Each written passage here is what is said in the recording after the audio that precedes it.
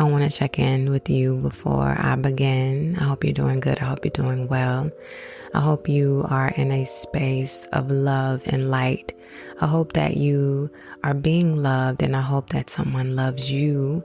I hope that you are pouring into others, but equally being poured back into. I hope you recognize your strength.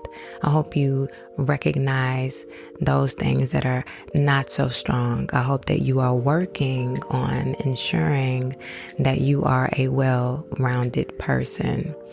I hope that you are grasping the concept of life.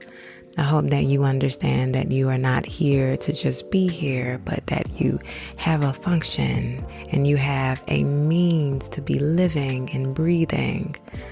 I hope someone sees the beauty in you, even if you don't see it internally within yourself. I hope someone gave you something that you can take from. I hope you learned. I hope you allowed yourself to learn. I hope that you did something different that made you feel good. I hope that you establish boundaries. I hope that you know that it is not a bad thing. I hope that you become a little selfish sometimes with your time and the things that you give. I hope you understand that in order to live a life full of happiness and joy, that you have to give a little and you have to take a little back. I hope that you are doing well and you are mastering your life in the way in which you possibly can.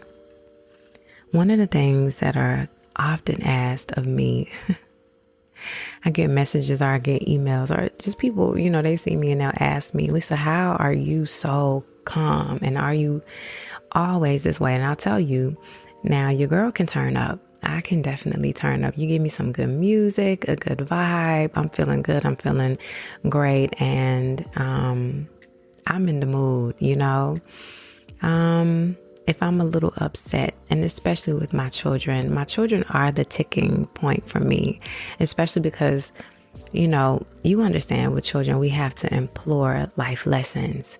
And sometimes children can be hard-headed. I think one thing that I've always struggled with, honestly, is that I'm a little too patient. Patience is a great thing, but I also understand that I need to work on it because I extend grace far beyond sometimes what it should be. So I'm definitely the mother that will say 3 or 4 times you need to do this, this, and that. I give you time to do it, and then on the 4th time, I'm probably hollering, did you not hear? Now I got to go into a place of being outside of myself and not being calm and turn it up like 5, 6, 7, 10 notches. And it's amazing that when you're at the 10th notch, they understand, oh, she's serious. And so they begin to get themselves together. Ain't that funny how all of that works? But on a serious note, I don't allow things to stress me the way that I used to. I used to stress about every single thing. And I think it's because I live in my head. I still do. I live in my head and I come up with scenarios that are just far-fetched and so imaginative that I get myself in a tizzy. And many times I've created a whole attitude surrounded by something that I thought way too long on. I recognize that I was the problem. Now, outside factors could contribute to what that issue was within myself. But ultimately, I always say that we determine how the outcome is when it comes to us. So with that being said, it's not that I am placing certain things at the back burner and forgetting about them altogether. I think that I have come with this system in my thinking of asking myself, is it really that serious to get upset about? Or is it that serious to get upset about? We all have an option. And when I think about it, if it's not enough for me to get upset about, I just let it be wherever it be, right? On the other end of that, for me personally, anything that makes me upset brings me anxiety. And so I become very nervous, the inability to think straight. And so those are the things that I know can be an issue for me. So in order to undo those things, I have to implement some form of change so that I don't feel them.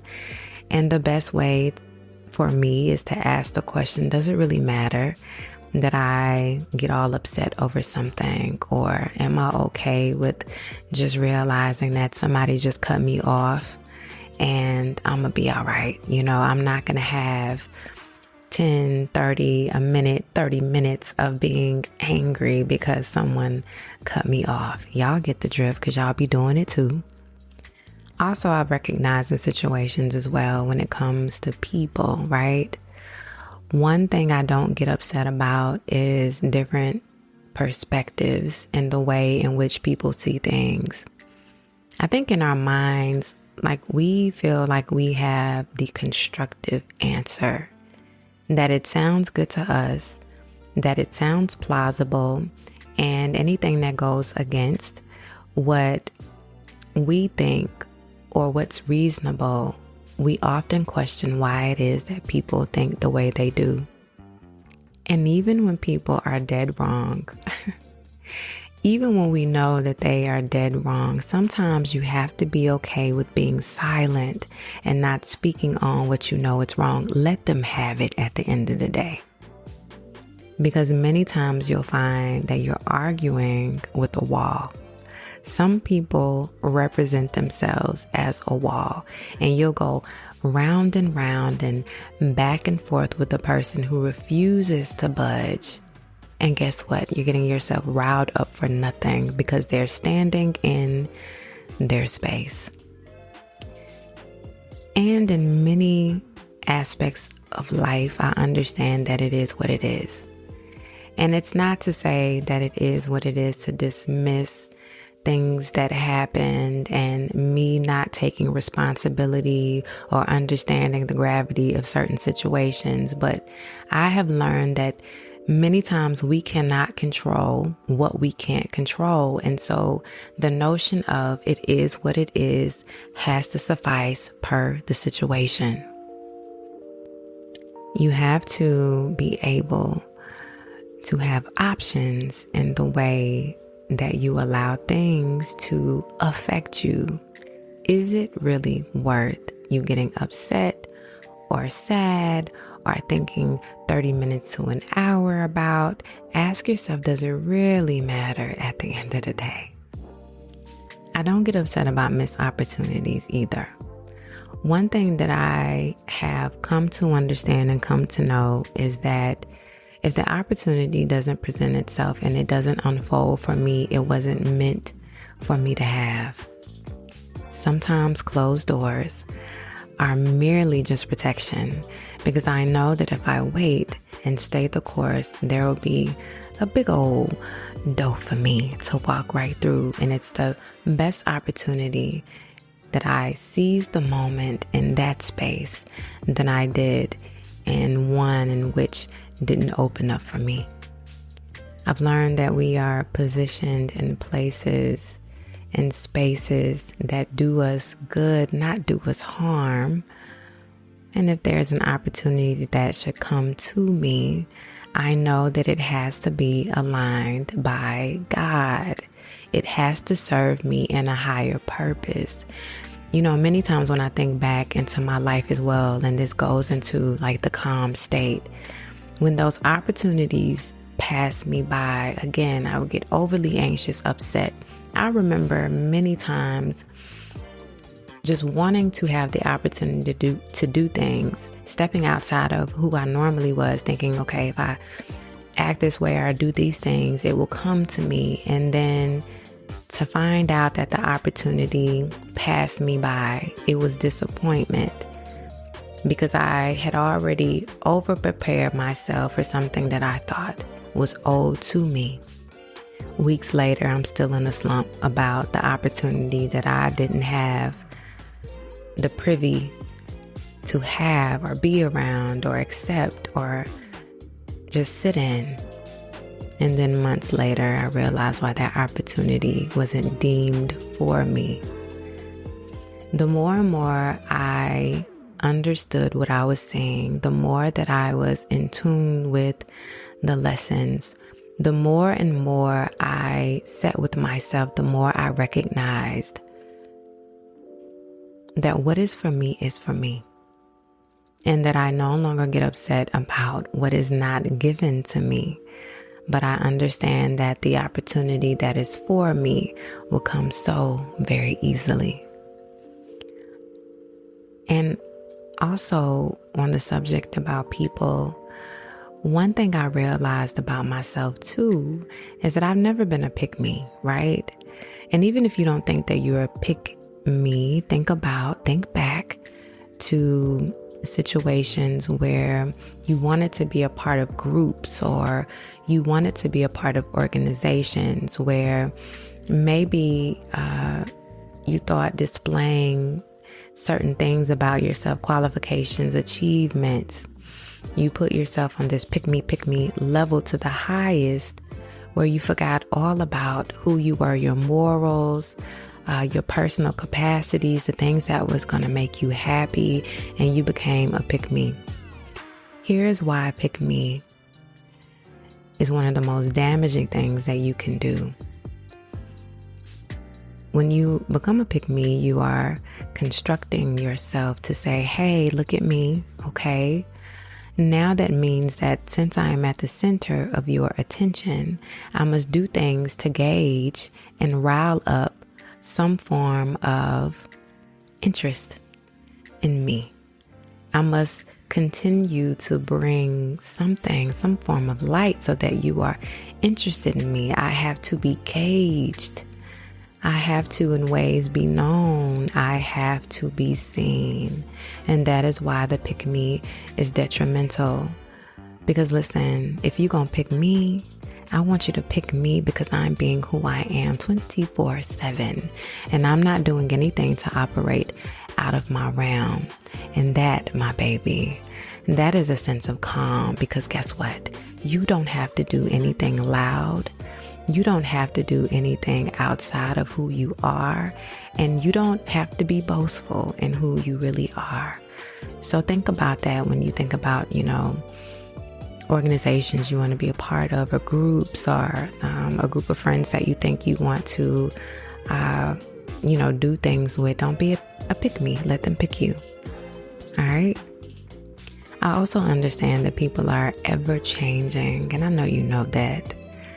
People can be hot and cold. They own you one day and they off you the next.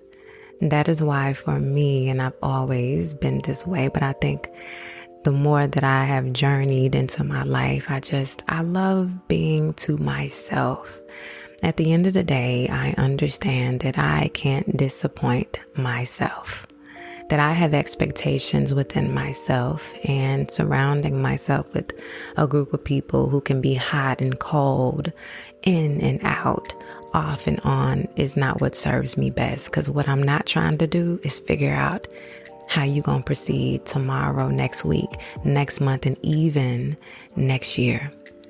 I have found peace in my spaces. I have found peace in my family. I have found peace in where I reside. I have found peace in what I do. I have found peace in just staying where I'm at. I am one of those people who feel, especially in this moment of my life, and I want you to think about this as well.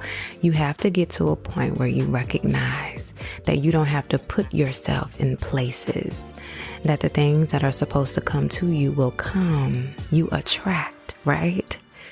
You don't go looking. I'm going to say that again.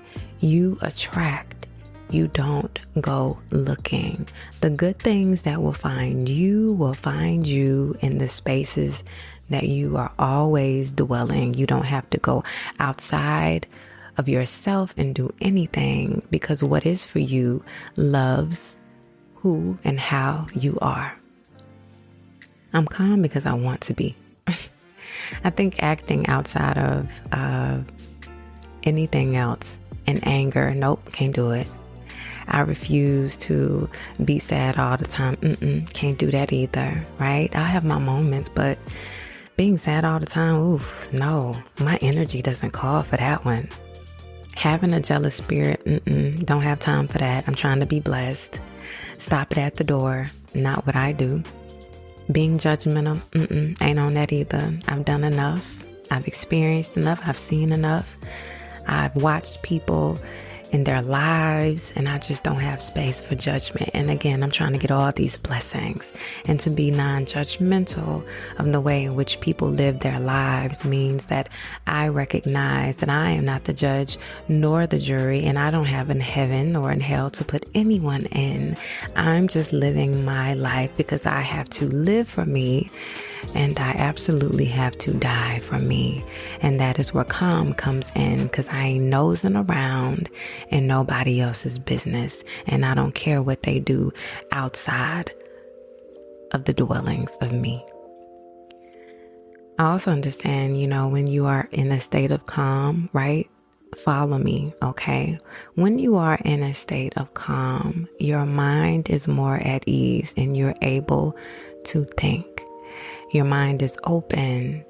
You are not looking for anything, exciting, or I don't know, you're just not overthinking the element in where you are. And when you are in a state of calm, you allow peace to come in. And when you allow peace to come in, you allow opportunities to find you. And when you allow opportunities to find you, you begin to grow per the opportunity. And that could be things and people. When people find you, when, they are attracted to you, when y'all are like a magnet, when things are like a magnet, and that is your peace, you do not have to do anything outside of who you are. And I'll say that again, and I know y'all hear me say that a lot. But see, the key function I feel like in life is that if I can't be myself, if you can't be yourself, if you have to be someone outside of who you are, you're not being you. And so therefore you are attracting what it is that you are throwing out. If I'm the type of person, let's just say, for example, I'm the type of person who feels that I want to attract the people who like heavy metal music. Well, that means that I have to immerse myself in heavy metal music and find the people who like that, right?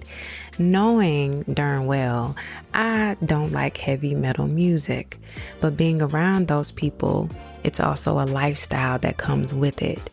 And I have to immerse myself in the lifestyle as well. Well, what happens after that? You get tired because that's not naturally who you are. And now you're becoming two different people. So the calm, the resolution, the place in which you dwell is where you always are and who you are always, yourself. Also, in this sense of being calm, I'm also at this place, and I offer this to you as well. And many of you may be there, but you know how it feels to be in that calm, and understand that you're at a place where you love, number one, who you are. You love the growth that you have seen within yourself, and I mean inside and out. You've learned through some things.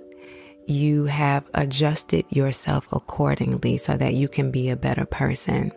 Ultimately, I think that staying in your calm means that you want to stay in your peace, that you don't allow things to take you off of course, that you are intentionally moving and living your life in ways that bring joy, that make you happy, that you're also knowing that you're not allowing a temporary thing to be a permanent thing in the way in which you show up, the way in which you are, the way in which it affects you. Just like I went back to the story of, we all have experienced this when driving and someone cuts us off. That could lead to a whole day of you just having a bad day because of that moment. Or you can just choose to understand that maybe that driver was driving ignorantly, or maybe they had something that they had to do. Maybe it was just by their own volition that they did the things that they did, and you're not going to allow it to anger you. Here's another situation when your calm comes into play. Listen, maybe there's a situation where you're having a disagreement with someone and then it turns into an argument. This is where you stay in your place. You stay in your calm. This is important with growth. And I know many of you have experienced this. For many people, this would nip it in the bud when they know they can't play with you all kind of ways. Listen, for many people, it's hard, but I promise you, if you practice this form of peace, people will either think that you're crazy or they'll understand that they can't go back and forth with you. So I'll go back. In a situation where there is a disagreement and it turns into an argument where you recognize the person in which you are speaking to is taking it up a notch, they're becoming offended, or they're trying to prove their point, you sit in your calm and you simply tell the person, okay. Or whatever it is that you need to say beyond it, not in a petty way, not with an attitude. You say it in the calm, and you look at that person eye to eye and you say it as calm as possible. I promise you 3 things will happen. Number 1, their initial reaction is that it'll anger them because you're not on their level, right? And you're not arguing with them. So while you say okay, or you say what it is in your calm manner, their brain doesn't know how to decipher that. So they want to turn it up a notch and they want to get angry. And so your response is, again, in that calmness, whatever it is, okay, in your calm. You'll see a person dial it down a bit because they don't know how to recognize that. They don't know what to do. Number 2, they'll just stop altogether. They'll just not even say anything after that because they realize that in that moment they're being foolish. And so you've calmed them down. Or number 3, they won't enter into disagreements and arguments with you because they recognize on the outside of that, the result will be that they will be standing again looking like the fool. I promise you, and I understand that certain situations, there are different things. I know sometimes you got to turn up with the person, but I promise when it's situations that are not that serious, when you stay in your calm with people, you are adjusting their behavior. It is a psychological approach. I promise it is, y'all. It's not hard. It's just hard for us to stay in that place and not match energies and not match behaviors. But if you just stay in that calm, people will come down to that level eventually, and they'll recognize that you are the more calmer being, and that they recognize in themselves that they are being irrational. It takes practice, but it is very possible. And again, you have the upper hand in situations when you choose not to engage with people who only want to be argumentative and not understand your side of whatever it is that you are talking about. And honestly, from your point of view, it's not really that serious. And last, I'll give you some things that helps for you to stay in that calm nature. Listen, it's all personal, okay? And I know that, for some people, that's a good idea. For others, it may not be. But if you have time and opportunity, take a walk. Walking calms the mind. Now, in the beginning, especially when you have a lot on your mind and you're walking, you'll replay some of the things that you're thinking about. But after a while, it begins to dissipate and you'll think about other things. Then think happy things, during that walk. Number 2, read something. Read something that you want to learn. It calms the mind. I promise it does.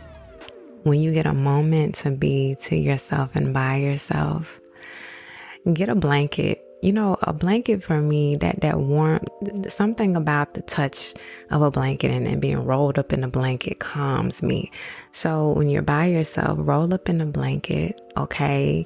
Cover yourself and just sit there for a while. It's almost like it's an extra pair of something that is holding you. and it keeps you steady. And this helps also if you do deal with anxiety.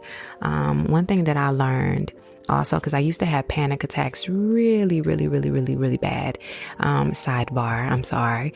For anybody who does have panic attacks, mild to moderate, one thing that helped me, if you're around someone, you're having a panic attack, ask for them to grab your hand, and with their fingers, ask for them to stroke the inside of your hand. Because many times when we're having panic attacks, we feel like we're not able to be in control, and so we're losing control. Something about someone else's touch kind of scratching the inside of the hand makes us come back to reality and lets us know that what we're feeling is someone else's touch. And so, I don't know, it binds it together and it just makes us feel better. So that was a tidbit. Let me go back to what I was saying. Okay. Surround yourself in that blanket and just sit there. Just sit there for a moment and allow yourself to think, or allow yourself to pray, or allow yourself to meditate. Just be in that space. Again, something about that surrounding and you being encapsulated in that blanket allows you to be calm and be still and just be in your own little world. Another thing that you can do as well is if you're writing. I know for a lot of people, when they think about writing, they're like, oh, I gotta think. No, write whatever comes to mind. Listen, if you had a bad day and you need to curse on the piece of paper, baby, do it. Writing is just purging what it is in the inside, because many times we're just allowing that thing to get stuck in our mind. When you just purge it on that piece of paper, it doesn't matter what it is, let it come out, because the mind no longer holds what it is that you're thinking, but that piece of paper does. And now you have allowed that purging to be on that piece of paper, and it's no longer holding you hostage in your mind. That is a way that you can be in your state of calm. And the last thing, but is the most important, that I mentioned in the beginning, don't allow things to affect you the way that it used to, and be intentional about the way that you think about the cause and the effect. If it's really not that serious, do not let it prolong throughout the day. A 5-minute, 5-second cause should not affect long-term how you feeling throughout the day. Just because somebody cut you off in traffic does not mean that your whole day is bad. Just because someone said something to you that was off kilter doesn't mean that you got to be turned up for the day. Mark it as their ignorance, right? And not yours. Don't take in the issues and the problems and things that are happening as yours. We don't have to. We are in control of the way that we behave. Those are the many things that you can stay in your calm. You find resolution within yourself, and you ask yourself, is it really that doggone serious? Okay? I'm glad that you're here. I'm glad that you sat through this. I'm glad that, I don't know, you're just a listening ear. And again, if you are new to my podcast, I want you to listen to some previous episodes if you want to dive in. I got many different topics. If you want to follow me on social media, you can. TikTok, Instagram, season_dialogue. And I do have a YouTube channel. I would love for each and every person to subscribe to the YouTube channel where you can see me in action. So it is Season Dialogue without the underscore. And last but not least, if you want to support me in any type of way, and you don't have to, but there's a link below this episode, and click the link and you can do a donation of $5, $10, or you can go to lisamarie.info and you can make a donation of $1 or $5 or $2. Listen, anything. I'm very appreciative, and I'm very appreciative for the way that you guys have been pouring into me. I'll tell you this, words mean so much, and I am so glad that I am sharing this space with you. All right. Love always, Lisa Marie. I'm out.